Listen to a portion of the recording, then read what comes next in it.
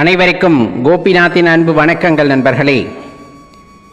நம்ம கும்பிடுற சாமி அல்லது நம்ம குலதெய்வம் நம்ம வீட்டுக்கு எந்த வடிவத்தில் வருவாங்க, எப்படி சில விஷயங்களை நமக்கு உணர்த்துவாங்க அப்படிங்கிறதான் இந்த பதிவில் பார்க்குறோம். மறக்காமல் இந்த வீடியோ பதிவை லைக் பண்ணிவிட்டு உங்கள் நண்பர்களோடையும் பகிர்ந்துக்குங்க. இது நிறைய பேர்த்த போய் சேர்ந்தடைகிறது உங்ககிட்ட தான் இருக்குது. பொதுவாக இறைவனை வழிபடுறோம் அப்படிங்கும்போது நம்ம மனசு சுத்தமாக இருந்தால் இறைவன் நம்மிடமே பேசுவார்கள். யார் மூலமாகவும் நமக்கு உணர்த்த மாட்டார்கள். காரணம், அந்த சக்தியை நாமே பெற்றிருக்கின்றோம். அப்படிங்கும் போது அமைதியாக உட்காந்து தியானத்தில் உட்காரும் போது நமக்கு என்ன சொல்லணும்னு இறைவன் நினைக்கிறாரோ அதை நமக்கு சொல்லிடுவார். இன்னும் நம்ம மனமானது பக்குவப்படவில்லை அப்படிங்கும் போது பிறர் வழியாகத்தான் சில விஷயங்களை உங்களுக்கு உணர்த்த வேண்டும் அப்படின்னு நினச்சா பல விதமாக நமது வீட்டுக்கு வந்தோ அல்லது வரவங்களோ நமக்கு உணர்த்துவார்கள். அது எல்லாமே என்னன்னு தான் இந்த பதிவில் பார்க்க இருக்கோம். பொதுவாக நமக்கு உடனே சில விஷயத்துக்கு தீர்வு சொல்லணும் அப்படின்னு நினச்சோன்னா இந்த ஆன்மீகவாதிகள் அனைத்தையும் துறந்தவர்கள் நம்ம இன்றைக்கி பார்க்குறோம் இல்லையா, ஞானிகள் ரிஷிகள் இந்த மாதிரி இருக்கவங்க மாதிரி ஏதேனும் ஒரு வடிவத்தில் நம்ம வீட்டுக்கோ அல்லது நம்ம எங்கேயாச்சும் போயிட்டுருக்கோம், கோயிலுக்கு போயிட்டுருக்கோன்னா அந்த இடத்துலையோ நம்ம பிரச்சனைக்கான தீர்வை சொல்லிட்டு போவாங்க. அதுக்கப்புறம் அவங்கள நம்மளால் பார்க்கவே முடியாது. அது பார்த்திங்கன்னா இறைவனுடைய பூரணமான அருள் நமக்கு இருப்பதை உணர்த்தும். அதை நம்ம எப்போவுமே மனசில் வச்சுக்கணும். அதே போல தான் குழந்தைகள் ரூபத்தில் சில நேரத்தில் இறைவனாகப்பட்டவரோ அல்லது நமது குலதெய்வமோ வீட்டுக்கு வருவாங்க. நம்ம குழந்தைகள் அல்ல. ஏதேனும் குழந்தைகள் வீட்டுக்கு வராங்கன்னா நேராக பூஜை அறைக்கு போவாங்க, போய் சாமி கும்பிடுவாங்க, நமக்கான பிரச்சனைக்கான தீர்வை சொல்லிட்டு போயிடுவாங்க. இது எல்லாமே ரொம்ப அற்புதமானதாக இருக்கும், நம்ப முடியாததாக இருக்கும். நம்ம மனக்குழப்பத்தை தீர்க்க வேண்டும் என்று இறைவன் செய்கின்ற வேலையாக இருக்கும். அதே போல தான் ஆன்மீகவாதிகள் வர்றாங்க அப்படிங்கிறது வேற. சாதாரணமாக நம்ம போய்கிட்டு இருப்போம். அந்த நேரத்தில் பார்த்தோம் அப்படின்னா வழிபோக்கர்களாக வருவாங்க. சில நேரங்களில் இது வீடுகளுக்கே வருவாங்க. நம்ம வெளியே உட்காந்து பேசிக்கிட்டு இருக்கோன்னா அமைதியாக உட்காந்துட்டு அவங்களும் அதே பிரச்சனையை பற்றி பேசுவாங்க, அதற்கான தீர்வை பற்றியும் சொல்லுவாங்க. இதெல்லாம் விசித்திரமாக இருக்கும். ஆனால் இதெல்லாம் நம்மளுடைய இறைவன் அல்லது குலதெய்வம் நமக்கு உணர்த்துகின்ற விஷயங்கள். இதில் எல்லாம் நம்மளால் புரிஞ்சுக்க முடியலன்னா கனவுல வந்துடுவாங்க. கனவுல வயதானவர்கள் தோற்றத்தில் நல்ல வெள்ளை வேட்டி வெள்ளை சட்டை போட்டுட்டு வர்ற மாதிரி குழந்தைகளாக கன்னிகளாக கனவிலே நம் பிரச்சனைகளுக்கான தீர்வை எடுத்து சொல்லக்கூடிய வகையிலே இருப்பார்கள். இன்னும் வீட்டுக்கு தெய்வம் வருது அப்படிங்கிறத நம்ம எப்படி தெரிஞ்சுக்கலாம் அப்படின்னா, சில ஜீவராசிகள் வீட்டுக்கு வர்றது, அதுலேயும் குறிப்பாக பார்த்திங்கன்னா மாடு, காளை மாடு அல்லது பசு கன்றுடன் இது அப்படியே வர்றது, நம்ம அழைச்சிட்டு வர்றது கிடையாது. அப்படி வந்தாலுமே வீட்டுக்குள்ளே சில இடங்களில் மாடுகள் வராது. அங்கே தெய்வ நடமாட்டம் இல்லைன்னு நம்ம தெரிஞ்சுக்கலாம். அதுவாக போயிட்டுருக்கோம், அந்த மாடு நம்ம வீட்டுக்கு வருது, அங்கே சாப்பாடு கேட்குது அல்லது வீட்டுக்குள்ளே கால் எடுத்து வைக்குது அப்படின்னா அங்கே தெய்வ நடமாட்டம் எப்பொழுதுமே இருக்குங்கிறத நம்ம புரிஞ்சுக்கணும். நம்ம குலதெய்வத்துடைய பூரணமான அருள் அங்கே இருக்குது அப்படிங்கிறத நம்ம தெரிஞ்சுக்கிட்டோம் அப்படின்னா கண்டிப்பாக நமது பிரச்சனைகளுக்கான தீர்வை நம்மால் உணர்ந்து கொள்ள முடியும். நம்ம கவலையில் என்ன பண்ணுவோன்னா, பிரச்சனை வந்தது அப்படின்னா எல்லாத்தையுமே மறந்துடுவோம். அதுலேயும் குறிப்பாக இந்த தெய்வ வழிபாடு அப்படிங்கிறத முற்றிலுமாக மறந்துடுவோம். அந்த நேரத்திலலாம் யாராச்சும் தெரியாதவங்க நம்ம குலசாமியோட பேரை சொல்லி, எப்பா நீ கோயிலுக்கு போயிட்டு வாப்பா எல்லாத்துக்கும் தீர்வு கிடச்சிரும், அல்லது உன் சாமிக்கு விளக்கு போடுப்பா தீர்வு கிடச்சிரும் அப்படின்னு சொல்லுவாங்க இல்லையா. அது எல்லாமே இறைவனுடைய செயல் தான். அந்த ஒரு நேரத்தில் கிரகங்களால் ஏற்படக்கூடிய அந்த பிரச்சனைகளிலிருந்து உங்களை மீட்டு வருவதற்காக தெய்வமே உருவாக எடுத்து சில நேரங்களிலே நமக்கு ஞாபகப்படுத்துவார்கள்.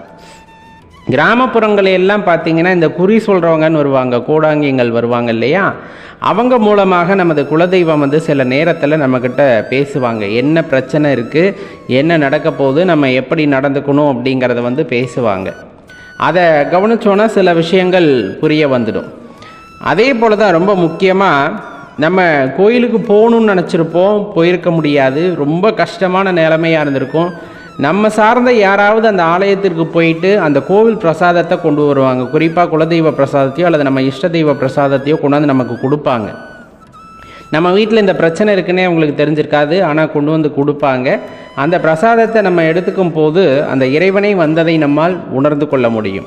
அந்த பிரசாதத்தை திருநீரை நம்ம நெற்றியில் பூசிக்கொள்ளும் பொழுது நமது பிரச்சனை அப்படியே தீர்ந்தது போலவே நாம் உணர்வோம். அதே போல் தீர்வும் கிடைக்கும். இதெல்லாம் சாதாரண விஷயமெல்லாம் இல்லை.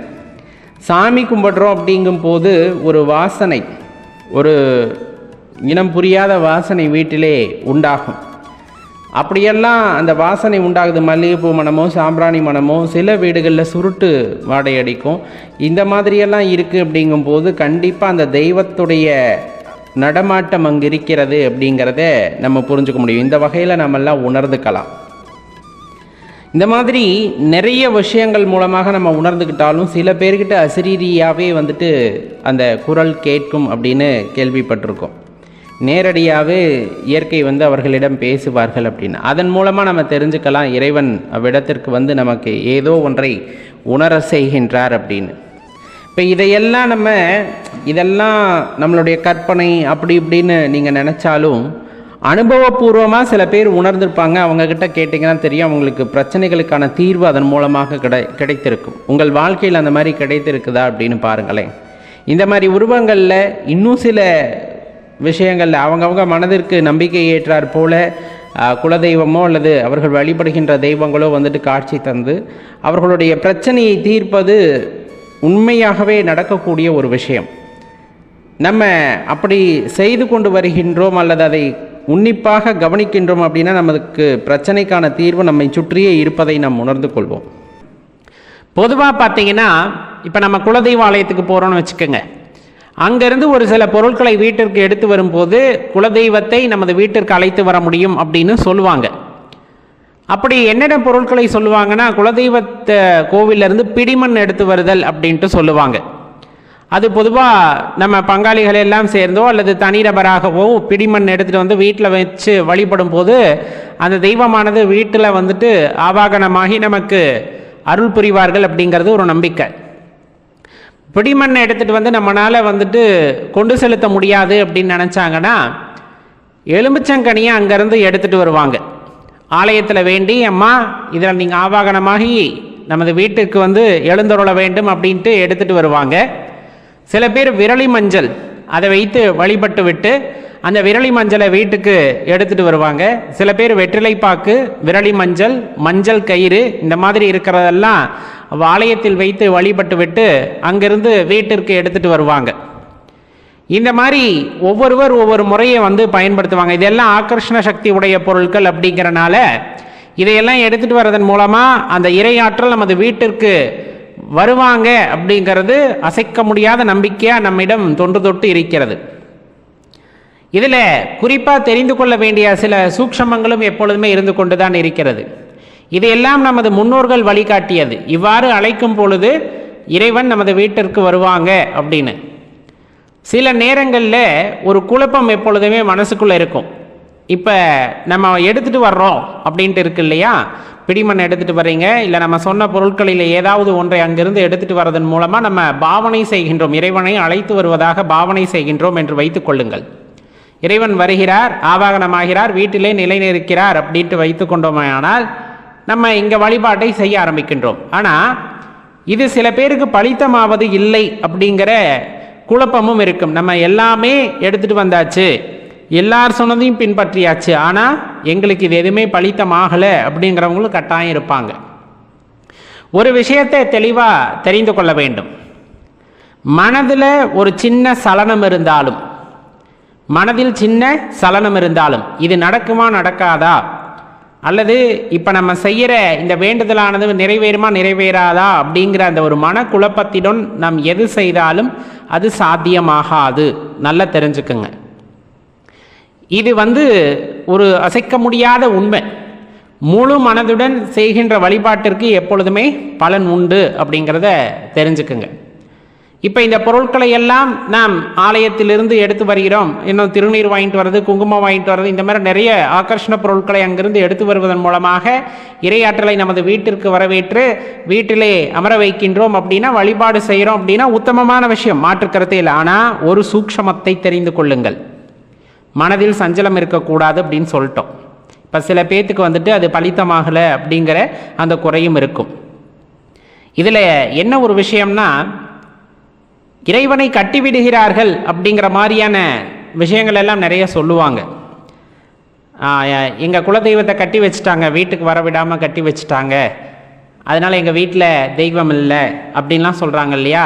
அடியேன் தெளிவாக உரைப்பது ஒரே ஒரு விஷயம்தான். அடியேன் சிற்றறிவு கேட்டியவாறு,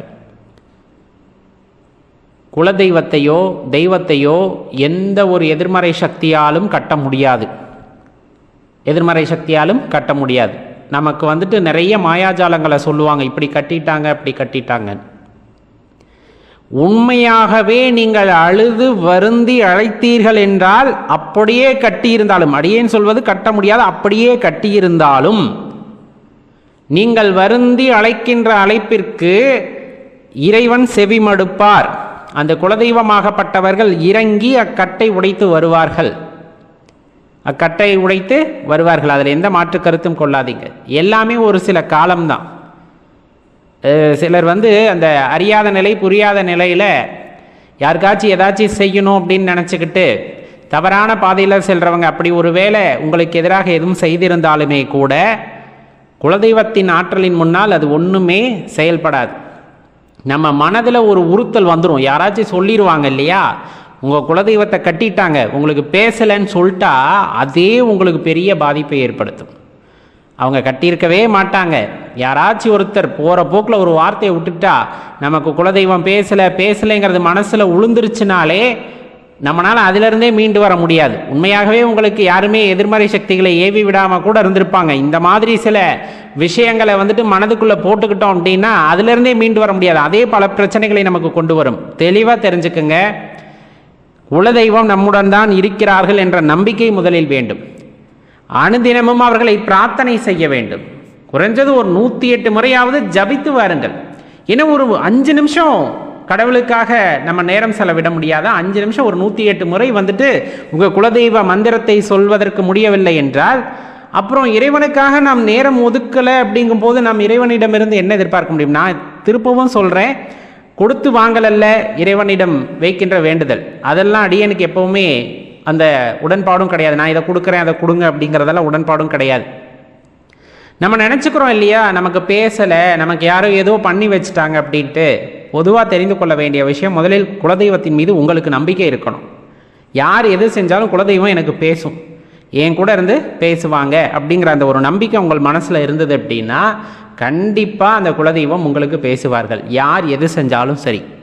முதல்ல இன்னார் இதை செஞ்சிருவாங்கன்னு நினைக்காதீங்க, அதுவே எதிர்மறை ஆற்றலை உண்டாக்கும். இன்னார் இதை செய்திருப்பார்கள், அதனால தான் எனக்கு இப்படியெல்லாம் நடக்குதுன்னு நினைக்காதீங்க. எல்லாம் நன்மைக்கே.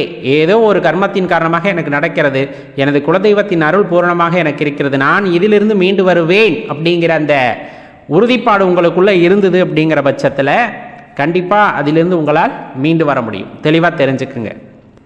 சரி, அப்படியுமே முடியல, என்னால் அதிலிருந்து மீண்டு வர முடியல அப்படின்னா, கோளறு பதிகம்னு ஒரு பதிகம் உண்டு. சிவபெருமானை துதித்து பாடக்கூடிய கோளறு பதிகம். அந்த பதிகத்தை தினமும் காலையில் பாராயணம் செய்யுங்க. பாராயணம் செஞ்சீங்க அப்படின்னா வீட்டில் இருக்க எதிர்மறை சக்திகளோட தாக்கமெல்லாம் குறையும். இறைவனுடைய பரிபூர்ணமான கருணையானது உங்களுக்கு கிடைக்கும். சிவபெருமானுடைய கருணையும் கிடைக்கும். நீங்கள் நினைக்கிறீங்க இல்லையா, அந்த குலதெய்வம் பேசலை, அவங்க எனக்கு பேசணும் அப்படின்லாம் இருக்கு இல்லையா, இந்த கோளறு பதிகத்தை பாட பாட உங்கள் வீட்டில் எல்லாம் நேர்மறையாக நடப்பதை நீங்கள் உணர்வீர்கள். இன்னும் உங்களுக்கு இன்னொரு பாடல் எதுவும் பாடணும் அப்படின்னா ஹனுமன் சாலிசா இருக்கும் இல்லையா, அதை பாடுங்க, அல்லது அதை வீட்டில் ஒலிக்க விடுங்க. அது இன்னும் பார்த்தீங்க அப்படின்னா உங்கள் மனசுக்குள்ள ஒரு புத்துணர்ச்சியை ஏற்படுத்துவதோடு மட்டுமல்லாமல் நேர்மறை ஆற்றலை மனதிற்குள்ளே ஏற்படுத்தி கொண்டே இருக்கும் எப்பொழுதுமே. அப்போ இது எல்லாமே வழி. ஆக நாம் தெளிவாக தெரிந்து கொள்ள வேண்டிய ஒரு விஷயம் இங்கே என்னன்னா, இறைவனை வீட்டில் நிலைநிறுத்த வேண்டும் என்றால் முதலில் அந்த இறைவனை உங்கள் மனதில் நிலைநிறுத்த வேண்டும். மனதிலே நிலைநிறுத்த வேண்டும். சாதாரணமாக இறைவன் வீட்டில்தான் இருப்பார். அவர் எங்கும் நிறைந்தவர். நீங்கள் அந்த இறைவனுக்கு நீங்கள் எந்த பெயர் வைத்தாலும் சரிதான். இறைவனாகப்பட்டவர் எங்கும் நிறைந்தவர், சர்வ வியாபி, எல்லா இடத்திலும் வியாபித்து தான் இருப்பார். ஆனால் நம்ம தான் அவர் அங்கே இருக்காரு இல்லைங்கிற முடிவுக்கு வந்துடணும். இறைவன் இல்லாத இடமே இல்லை, இறைவன் இல்லாத இடமே இல்லை. நீங்கள் ஒரு இடம் பாழா போயிடுச்சு, அங்கே ஒன்றுமே புழங்கிறதுக்கே இல்லைன்னு நினச்சாலும் அங்கே இறைவன் இருப்பார். ஒரு இடம் ரொம்ப செல்வ செழிப்பாக இருக்குது, ரொம்ப பசுமையாக இருக்குது, அவ்விடத்திலும் இறைவன் இருப்பார். ஒரு இடம் எதற்குமே உதவாது, அவ்விடத்திலும் இறைவன் இருப்பார்.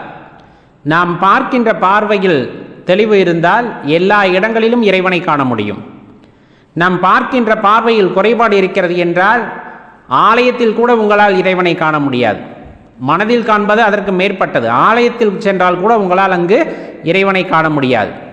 இப்போ மனம்தான் அனைத்திற்கும் காரணம் என்பதை உணர்ந்து கொள்ளுங்கள். சித்தாந்தங்கள் பல வழிகளே இறைவனை போதிக்கின்றன. இறைவனின் குணநலன் என்ன, இறைவன் எப்படிப்பட்டவர், எத்தன்மையை கொண்டவர், எந்த குணமுடையவர், இந்த மாதிரி பல விஷயங்களை போதிக்கின்றன. இதையெல்லாம் நம்மால் உள்வாங்க முடியவில்லை என்றாலும் கூட தெளிவாக தெரிந்து கொள்ளுங்கள், நம் மனம் என் நிலையில் இருக்கிறதோ அந்நிலையில் தான் நம்மால் இறைவனை உணர முடியும், இறைவனை காண முடியும். நம் மனம் கெட்டு போயிருந்தால், நம் மனம் தவறாக யோசிக்கிறது என்றால் அந்த இடத்துல இறைவனை உணர்வதற்கான வாய்ப்பில்லை. உங்கள் வீட்டில் உங்கள் குலதெய்வம் சம்மணம் போட்டு உட்கார்ந்துருந்தா கூட உங்கள் கண்ணுக்கு அந்த தெய்வம் தெரிய மாட்டாங்க. நம்ம நினைக்க நம்ம வீட்டில் குலதெய்வம் இல்லைன்னு. காரணம் நம் மனதிலே உள்ள சஞ்சலம், நம் மனதிலே உள்ள பயம். நம் மனம் முதலில் நம்ப வேண்டும், இறைவன் நம்முடன் தான் இருக்கிறார், நம்மை காப்பாற்றுவார், நம்முடனே நம்மை வழிநடத்தி செல்லுவார் என்கின்ற நம்பிக்கை உங்களுக்குள் வந்துவிட்டால் எந்த இடத்திலும் அவர் உங்கள் கையை விடுவது இல்லை. இருந்த இடத்திலிருந்து உங்கள் குலதெய்வத்தின் பெயரையோ அல்லது உங்கள் இஷ்ட தெய்வத்தின் பெயரையோ சொல்லி அழைக்கும் பொழுது நீங்கள் அவர்கள் அருகில் இருப்பதை உணர முடியும். இது யதார்த்தமான உண்மை. இதை இல்லைன்னா யாருனாலையும் மறுக்க முடியாது. நிறைய பேர் உணர்ந்திருப்போம்.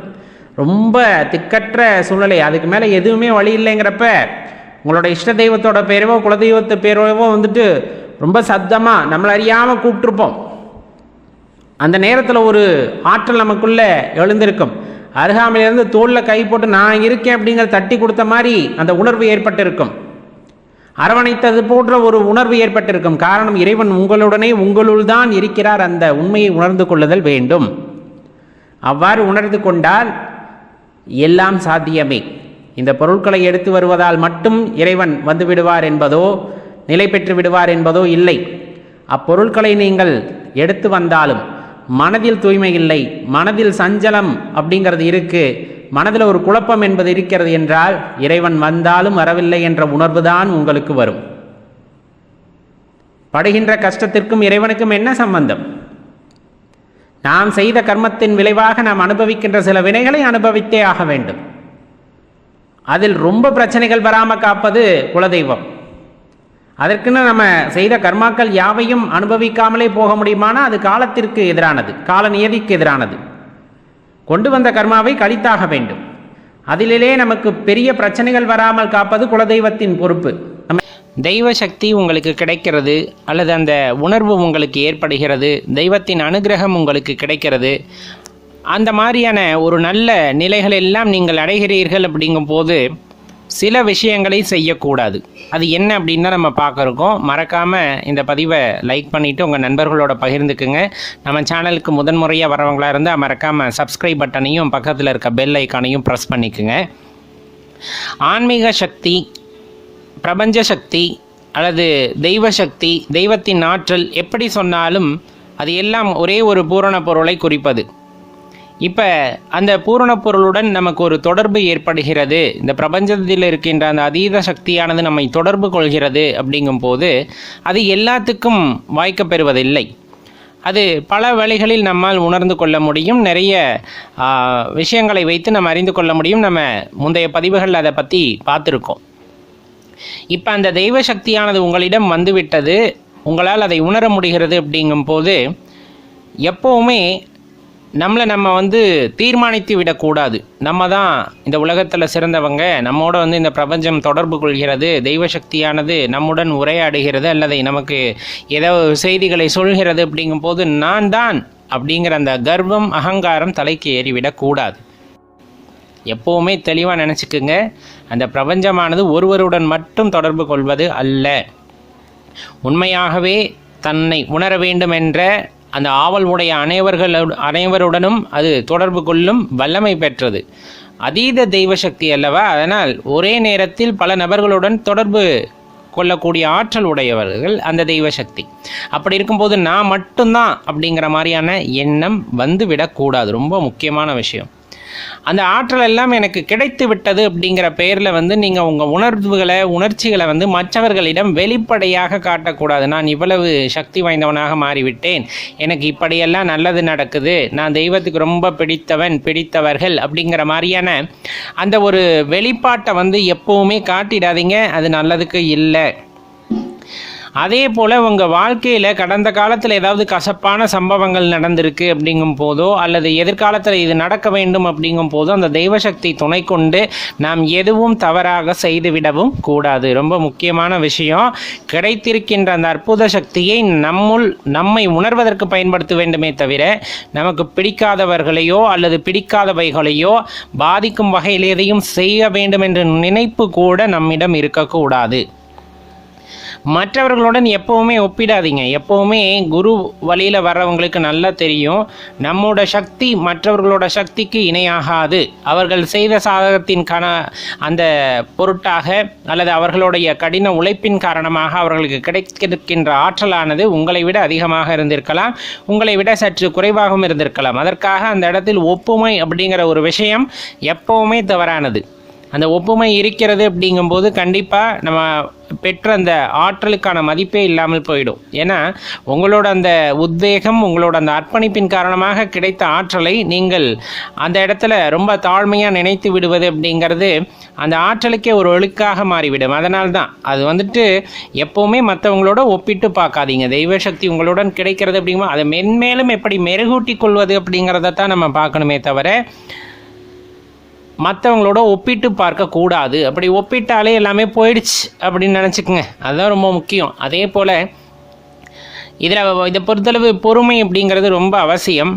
பொறுமை இல்லாத சமயத்தில் நம்மளால் ஆன்மீகத்தோட உச்சத்தை அடைய முடியாது. அந்த தெய்வ சக்தியை நாம் பெற்றிருந்தாலும் அதோட உண்மைத்தன்மையை உணர்ந்து அதோட உச்சி நிலையை அடைவது அப்படிங்கிறது சாத்தியமில்லாத ஒன்றாகிவிடும். எதுக்குமே வந்து காலம், அந்த நியதி வந்துட்டு உண்டு. அதன் அடிப்படையில் நாம் பொறுமையாக பயணிக்கும் பொழுது தான் நாம் அதற்கான முழு பலனையும் பெற முடியும். அப்படிங்கிறத மறந்து எக்காரணம் கொண்டும் செயல்பட்டு விடாதீர்கள். உங்கள் வாழ்க்கை வந்து மிகவும் அழகானது. அது ஒரு முறை கிடைத்திருக்கின்றது. அந்த ஒரு முறை மிகவும் அழகாக வாழ்ந்துவிட்டு செல்ல வேண்டும். அதை விட்டு பொறாமை, வஞ்சகம், இந்த மாதிரி சூதுகளில் சிக்கிக்கொண்டு நமக்கு கிடைக்கின்ற இந்த அற்புதமான தெய்வ சக்தியை பெற்ற பிறகும் கூட பிறரை நம்முடன் ஒப்புமை செய்து கொண்டு அதை வைத்து தவறாக சில நடவடிக்கைகளில் ஈடுபடும் போது தன்னைத்தானே தெய்வம் என்று கூறிக்கொள்ளும் பொழுது, தன்னைத்தானே தெய்வம் என்றால் தான் மட்டும்தான் தெய்வம் என்று கூறுவதை நான் கூறுகிறேன். இந்த பிரபஞ்சத்தில் எல்லா உயிர்களிலும் இறைவன் நீக்கமர நிறைந்திருக்கும் பொழுது நான் மட்டும்தான் இறைவன், என்னை வழிபடுங்கள் அப்படின்னு சொல்கிற மாதிரியெல்லாம் சொல்கிறோம். அப்படிங்கிற நிலைமைக்கு வரும்போது உண்மையானுமே அது ஆன்மீகமாக இருப்பது இல்லை. அது உண்மையான ஆன்மீகம் அல்ல. நமக்குள் என்ன ஆற்றல் இருந்தாலும் நம்மை படைத்த சிருஷ்டிகர்த்தாவின் ஆற்றலுக்கு இணையானது அல்ல நம்முடைய ஆற்றல் என்பதை தெரிந்து கொண்டு எப்பொழுதுமே இறைவனுக்கு நாம் பிள்ளைகள், இறைவனை மிஞ்சி நாம் அல்ல என்ற உண்மையை தெரிந்து கொண்டு வாழும் பொழுது இந்த ஆன்மீக வாழ்க்கையானது மிகவும் அற்புதமானதாக இருக்கும். அன்பர்களே, மனிதர்களாக பிறந்தவர்களுக்கு சில அடிப்படை கடமைகள் இருக்கின்றன. அதில் 5 கடமைகளை தவறாது ஒருவன் செய்து வர வேண்டும் அப்படின்னு தான் நம்ம தர்மங்கள் உபதேசிக்கின்றன. அது என்ன அப்படின்னு தான் பார்க்க இருக்கோம் நண்பர்களே. நம்மளோட இன்னொரு சேனல் சிவபித்தன், அதற்கான லிங்க் கீழே டிஸ்கிரிப்ஷனில் இருக்க, போய் பாருங்கள். பிடித்திருந்தால் சப்ஸ்கிரைப் பண்ணிக்கோங்க. பெரும்பாலும் 5 பெரும் கடமைகள் நமக்கு உள்ளன. எல்லா மார்க்கங்களிலும் ஒவ்வொரு கடமைகள் உள்ளன. அவை இருந்தாலும் இதை நம்ம தவிர்த்து விடக்கூடாது அப்படிங்கிறத மனசில் வச்சுக்கோங்க. அதில் நம்ம குறிப்பிடுறது முதலாவது இறைவனை பற்றி சிந்தித்தல், இறைவனை பற்றி படித்தறிதல், இறைவனை பற்றி கேட்டறிதல். இது எல்லாமே இறைவனை சிந்திக்க வைக்கக்கூடிய விஷயங்கள். அப்போ இதை நம்ம கட்டாயமாக செய்யணும். அதாவது நம்மதில் ரிஷிகள், ஞானிகள் போன்றவர்கள் இறை தத்துவத்தை மிகவும் எளிமையாக நமக்கு புத்தக வடிவிலையோ அல்லது அவர்களோட சொற்பொழிவு மூலமாகவோ நமக்கு கொடுத்தருளி இருக்கிறார்கள். கட்டாயம் நமது வாழ்க்கையில் அவைகளை பற்றி நன்கு தெரிந்து கொள்ள வேண்டும் அப்படிங்கிறது முதலாவதாக நமக்கு குறிப்பிடுவது. அடுத்து முக்கியமாக நம்ம செய்ய வேண்டியது சக மனிதர்களுக்கு உதவுவது அப்படிங்கிற அந்த தன்மை எப்போதுமே நம்ம மார்க்கம் நமக்கு உபதேசிக்கிறது. நீ நல்ல நிலையில் தான் இருக்கின்றாய், முதலில் அதை நீ நம்ப வேண்டும். ஏன்னா நம்ம இன்னும் உயரலைன்னு நினைக்கிறவங்க நம்மை விட கீழே இருப்பவர்களை பார்க்க வேண்டும். அப்பதான் நம்ம எந்த நிலையில நல்ல நிலையில இருக்கோங்கிறது நமக்கு தெரியும். அப்ப சக மனிதனுக்கு உதவுவது நம் தர்மம் உபதேசிக்கின்ற மிகப்பெரிய கூறு. அதுல நம்ம என்ன பண்ணணும்? குறைந்தபட்சம் அன்னதானம் ஏழை எளியவர்களுக்கு செய்ய வேண்டும், இயலாதவர்களுக்கு செய்ய வேண்டும். அந்த தர்மம் நம்மை காக்கக்கூடியது அப்படின்னு மறந்துடாதீங்க. அடுத்து ரொம்ப முக்கியமான விஷயம், நாம் தாய் தந்தையரை கவனித்துக் கொள்ளுதல், அதே போல முன்னோர்களுக்கான கடமைகளை செய்தல். இந்த காலகட்டத்தில் இதை பெரும்பாலும் யாரும் செய்யறதில்லை, அதை தவிர்த்துட்டோம்.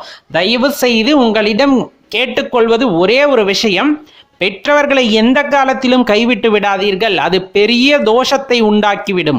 அதே போல முன்னோர்களுக்கு நீங்கள் செய்ய வேண்டிய காரியங்களை சரிவர செய்யாவிட்டாலும் அதனால் நமக்கு பிரச்சனைகள் உண்டாகலாம் அப்படின்னு நமக்கு வழிமுறைகளை சொல்லி வர்றாங்க. அப்ப மூன்றாவதா நம்ம கடைபிடிக்க வேண்டிய முக்கியமான விஷயம் அப்படிங்கிறது பெரியோர்களை மதித்தல் மற்றும் நமது முன்னோர்களுக்கு செய்ய வேண்டிய கடமைகளை சரிவர செய்தல் அப்படிங்கிறது. அடுத்து பார்த்தோம் அப்படின்னா, இந்த உலகத்துல பல ஜீவன்கள் படைக்கப்பட்டு இருக்கின்றன, அதுல எந்த மாற்று கருத்தும் இல்லை.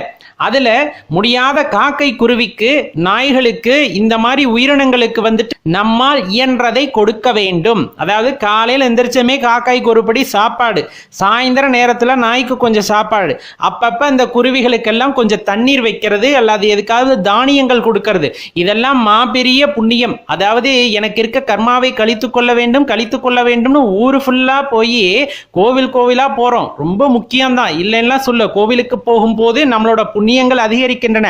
ஆனால் அதை விட பல மடங்கு நம்மளோட கர்மாக்கள் கழிய வேண்டும் என்றால் இந்த மாதிரி ஜீவன்களுக்கு நாம் உணவிட வேண்டும். இது 4வதா நமக்கு சொல்லித் தருகின்ற விஷயம்.